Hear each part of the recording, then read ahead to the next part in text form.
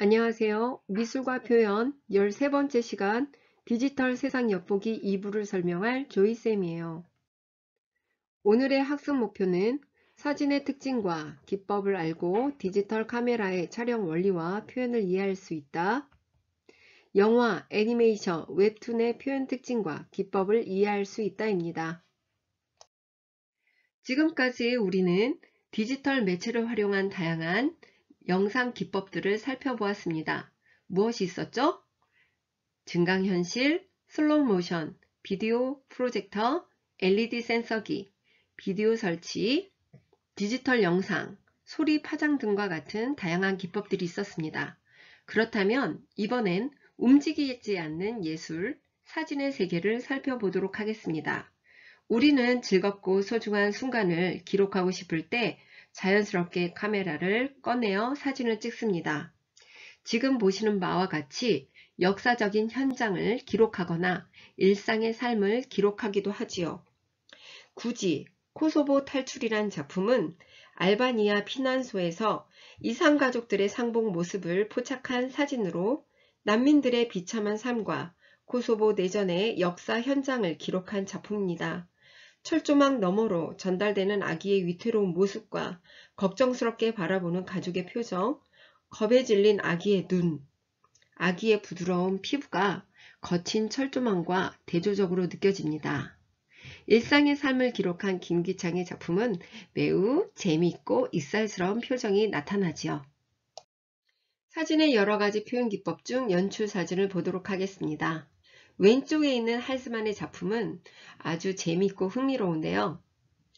대통령, 영화배우, 화가 등 당대 유명한 인물들이 점프하는 모습을 찍어낸 것입니다. 그는 사람이 점프할 때 보이는 표정과 자세에서 가장 원초적인 욕망과 심리를 읽을 수 있다고 생각했습니다. 그래서 셔터를 누를 때 옆에서 보조자들이 물과 고양이를 던져서 모든 것들이 다 공중에 둥둥 떠 있을 때 찍어낸 작품입니다. 오른쪽에 있는 스코글런드의 작품은 보색의 강렬한 색감 배열과 직접 조각한 오브제를 사용하여 현실에 있을 수 없는 극적인 상황을 연출했습니다. 형광색 고양이, 파란색 나뭇잎, 자연에서 나올 수 없는 강렬한 색감들을 사용하여 신비로운 느낌을 연출했습니다. 둘 다 공통점이란 건 초현실주의와 연관이 있다는 거죠. 사진의 표현 기법 중 포토 콜라주를 살펴볼게요. 호크니의 의자는 여러 장의 사진 프린트를 조합하여 포토 콜라주 기법으로 만들었습니다. 폴라로이드 사진을 활용한 호크니의 작품은 사물의 여러 가지 방향에서 관찰했던 피카소의 입체주의 회화를 사진으로 재현한 것처럼 보입니다. 오른쪽에 있는 권오상의 분박스는요, 압축된 스티로폼 일종인 아이소핑크라는 물질로 조각한 후에 모델의 전신을 부분적으로 촬영한 사진들을 오려 붙여서 코팅제로 마감 처리하여 완성하였습니다. 2차원의 사진과 3차원의 조각을 결합시킨 새로운 개념의 작품입니다. 사진의 여러 가지 구도를 살펴보겠습니다. 우리가 일상적으로 사진을 찍을 때에는 세 가지 구도로 찍는데요. 아래서 위를 바라보게 찍는 방법이 로우 앵글입니다. 키가 커 보이죠? 수평 앵글입니다. 안정적인 느낌이 납니다. 사실적으로 찍힙니다. 하이 앵글입니다.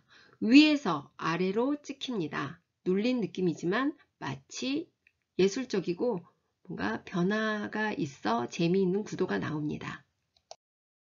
오늘 설명을 잘 들으신다면 여러분도 사진작가 못지않게 멋있는 작품을 만들 수 있습니다. 화면 3등분하여 찍기, 아웃포커스하기, 빛의 활용법입니다. 화면을 3등분하여 사진 찍기는 가운데와 옆을 비워주고 한쪽으로 대상을 배치하여 표현하면 공간감과 시각의 안정감을 줄 수 있습니다. 아웃포커스는 내가 찍고자 하는 곳에만 시선을 집중시키고 다른 부분을 뿌옇게 흐리는 것입니다. 빛의 활용은 피사체의 뒤에서 빛을 비추어서 역광으로 찍는 것인데요. 이런 점프 사진이나 노을 사진을 찍을 때 활용합니다. 디지털 카메라의 이해, 노출에 대해서 살펴볼게요. 렌즈를 통해서 들어오는 빛의 양과 셔터 속도와 조리개의 열린 정도로 결정되며 셔터 속도가 길수록 조리개가 열릴수록 노출이 많아집니다. 노출이 부족할 경우 조리개가 이렇게 닫혀 있죠. 아주 어둡게 찍힙니다. 적정의 노출을 했을 경우에는 적당한 빛의 양이 들어오죠. 노출이 과다할 때는 조리개가 많이 열려 있고 빛이 많이 들어오므로 환하게 찍힙니다. 셔터가 열려있는 시간의 길이를 셔터 속도라고 합니다. 속도를 짧게 하면 빠르게 움직이는 피사체가 흔들림 없이 포착할 수 있으며 셔터 속도를 길게 하면 움직임을 표현할 수 있습니다. 셔터 속도가 짧을 때에는 이렇게 분수에서 떨어지는 물방울이 방울방울 찍힙니다. 셔터 속도를 길게 할 때는 이 물방울에 물줄기가 찍히죠. 그래서 떨어지는 이 연속의 이 물줄기들이 길게 선으로 표현됩니다. 렌즈를 통과하는 빛의 양을 조절하는 장치를 조리개라고 합니다. 이 조리개의 수치는 F로 나타내는데요. F값이 작을수록 조리개의 구멍이 커지고 빛의 양이 많아집니다. 자, F2인 경우에는 조리개의 수치가 작기 때문에 전체적으로 피사체에 내가 찍고 싶은 피사체만 선명하게 찍히고 나머지가 뿌려집니다. 이런 것을 아웃포커스 기법이라고도 합니다. 사진의 주제가 되는 대상에 초점을 맞추고 나머지 배경은 흐리게 찍는 기법입니다. 반대로 F11 같은 경우는 조리개의 수치가 클 때에는 조리개가 줄어들고 전체적으로 모두 선명하게 찍힙니다. 이런 것을 펜 포커스 기법이라고 합니다. 자, 이 외에도 여러 가지 좋은 사진을 얻는 방법에는 아까 말씀드린 3부법 활용하기, 흔들리지 않게 찍기, 빛의 방향을 활용하기, 그리고 똑바로 바른 자세에서 구도를 잘 생각하며 찍기가 있습니다. 미술과 영화의 관계를 살펴보도록 하겠습니다. 사진의 연장이라고 할 수 있는 영화는 시간과 공간을 확장하여 빚어낸 영상 매체로서 움직임과 소리, 시각적 영상이 어우러진 종합예술입니다. 왼쪽의 그랜드 부다페스트 호텔은 현실 장면에서는 좌우가 넓은 와이드 스크린으로 진행되다가 과거 장면에서는 좌우가 잘린 브라운관 텔레비전과 같은 화면 비율로 바뀌는 독특한 기법으로 만들어졌으며 영화를 보다 보면 모든 것들이 대칭구도, 화려한 색감과 마치 그림책을 보는 것 같은 느낌을 일게 합니다. 오른쪽에 있는 워홀의 엠파이어라는 영화는 흑백 영화로서 워홀은 엄청난 영화광이었다고 합니다. 16mm 필름 영화기를 사서 8시간 동안 똑같은 자리에서 엠파이어 스테이트를 찍은 실험적 영화라고 볼 수 있습니다. 미술과 영화의 또 다른 작품을 살펴보도록 하겠습니다. 수공예의 소품과 스톱모션 애니메이션 기법을 활용한 영화로서 수면의 과학이라는 작품이 있습니다. 스테판과 스테파니가 말을 타고 함께 바다를 건너는 환상적인 이 장면이 셀로판지로 채운 바다, 합성임이 너무너무 분명히 나타나는 하늘, 헝겊으로 만든 인형과 말 등을 사용해서 아름답게 연출했습니다. 오른쪽에 있는 진주 귀걸이를 한 소녀는 마치 작가가 살아서 영화를 찍은 것처럼 베르메르의 진주 귀걸이를 한 소녀를 보고서 유추해서 만든 영화입니다. 그럼 우리 수면의 과학의 일부 작품을 한번 살펴볼게요.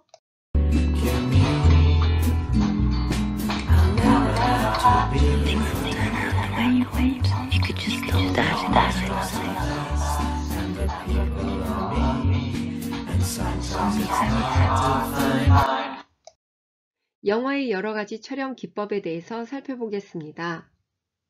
왼쪽에 폴 그린그래스 감독의 본 얼티메이텀이라는 영화에서는요, 휴대용 카메라를 직접 들고 대상에 바짝 붙어 촬영하는 기법으로 추격전이나 긴박한 상황 등을 실감나게 표현하는 그런 영화 기법을 핸드헬드라고 합니다. 오른쪽은 알폰소 쿠아론 감독의 그래비티라는 작품인데요. 카메라의 작동을 멈추지 않고 길게 연속 촬영한 장면으로 편집이 없이 영화에 삽입하는 것을 말합니다. 이러한 기법들은 관객을 영화에 몰입시켜서 감정이입을 하게 만듭니다. 이러한 기법은 롱테이크라고 합니다. 아래에 여러분도 너무나 잘 아는 아멜리에라는 영화입니다. 장 피에르 주네 감독인데요. 무대에 설치하다, 배치하다 라는 뜻을 가진 미장센은요. 이 미장센은 샴푸 이름이기도 하죠. 즉 무대에 인물이나 사물, 조명, 의상 등을 어떻게 배치하는가에 따라서 말하는 것으로 단일 화면에서는 아름다운 영상미를 보여주는 것입니다. 장면 하나하나가 마치 그림과 같죠. 이러한 것들을 미장센이라고 합니다. 애니메이션의 개념과 종류를 살펴보겠습니다. 짧은 시간에 여러 장의 점진적인 이미지를 연속 촬영하여 대상이 마치 살아 움직이는 것처럼 보이게 하는 영상입니다. 살아 움직인, 생명의 숨결이라는 라틴어의 아니마에서 나온 말로 우리나라에서는 만화 영화라고도 불리웁니다. 애니메이션의 종류에는 가장 기본적인 종이나 필름 위에 직접 그림을 그려 넣는 방식으로 셀 애니메이션이 있습니다. 그리고 인물이나 배경을 조금씩 움직여서 한 장면 한 장면 촬영하여 연속 재생하는 스톱 모션 애니메이션이 있습니다. 그 중에 컷아웃 애니메이션은 배경이 되는 큰 종이판 위에 사람과 물체 등의 모습으로 잘라 색칠해 놓고 종이를 두고 한 프레임을 찍어서 촬영하는 제작 기법입니다. 그림자를 활용하는 것으로 실루엣 애니메이션이라고도 합니다. 그리고 스톱 모션 애니메이션에 가장 인기 있는 클레이 애니메이션이 있습니다. 점토로 모든 캐릭터 및 물품을 제작하고 제작된 형상을 한 프레임씩 촬영하여 제작하는 기법입니다. 또한 스톱 모션 애니메이션에는 인형 애니메이션도 있습니다. 그리고 팝아트 미술과 3D 애니메이션이 있습니다. 3D 애니메이션이란 컴퓨터를 이용하여 제작한 애니메이션으로 오늘날 가장 많이 활용되고 있습니다. 컴퓨터 그래픽 애니메이션이라고도 불리는데요.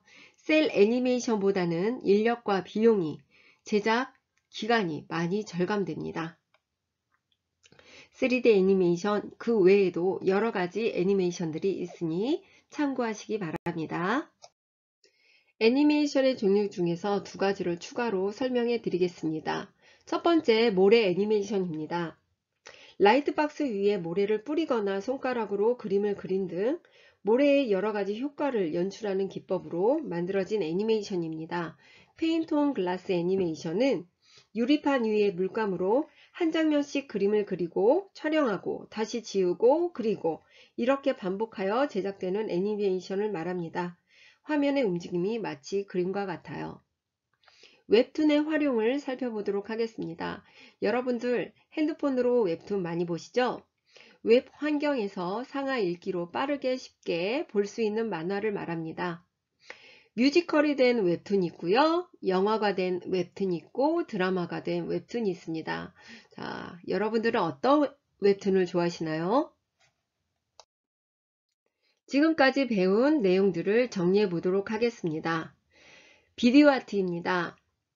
비디오와 텔레비전 모니터 등의 매체와 기술을 사용하여 다양한 방식으로 제작한 미술입니다.